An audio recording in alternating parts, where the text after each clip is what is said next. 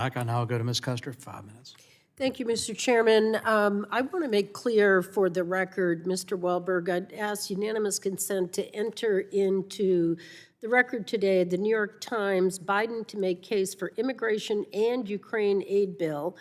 The president is expected to plead with Congress to pass a bill marrying an immigration crackdown to delivering emergency aid to Ukraine and Israel. Republicans have turned against the plan, likely dooming its chances. I ask unanimous consent. We've sent them the plan already. Act on it. We're just waiting for it to come to the floor. It's your speaker that refuses to bring it up. At the outset, I want to commend the Biden administration for its recent decision to pause new liquid natural gas export authorizations until it can evaluate if those LNG export authorizations are, and I quote, in the public interest.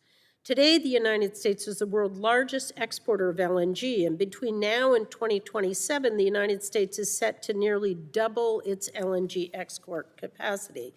One point I want to emphasize in this hearing is that LNG exports have a significant cost to American consumers. As Ms. Giannetti's testimony notes, over a 16-month period from September 21 through December 2022, LNG exports cost U.S. consumers more than $100 billion. This study is part of a growing body of evidence that demonstrates LNG exports increase domestic gas prices, driving up the costs of cooking, heating, and electricity for U.S. consumers and businesses. Ms. Giannetti, my first question is for you. How does the administration's announcement protect Americans from foreign gas buyers? The administration's announcement allows it to be able to revise outdated and obsolete studies that do not factor in U.S. consumer impacts to make sure that those very real and serious impacts are being evaluated in determining whether a project is in the public interest. Thank you. I want to put an even sharper point on your answer. Natural gas is the largest source of fuel for electricity generation in New England. When natural gas prices go up, so does the price of our electricity. My next question, again to you, I hope you can keep the answer brief. If the U.S. builds more natural gas export capacity, will electricity prices in New England increase as a result? All of the evidence suggests that, yes, it would. And I also want to talk about the economic reality of who truly benefits from LNG exports.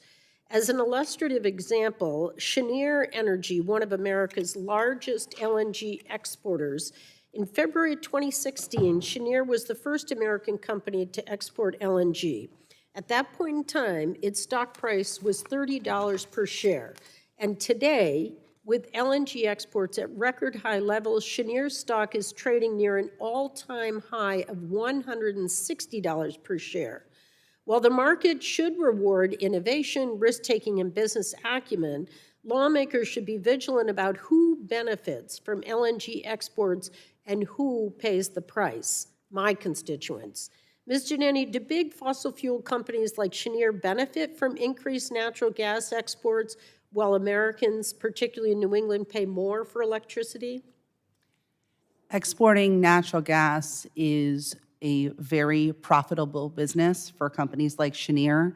Unfortunately, it can have a very disproportionate impact on gas-reliant consumers in the United States, particularly low income. I represent my constituents who suffer from high energy prices, and I'm proud that President Biden is putting electricity customers in New Hampshire ahead of the interests of big fossil fuel companies and their share prices. And with that, I yield back.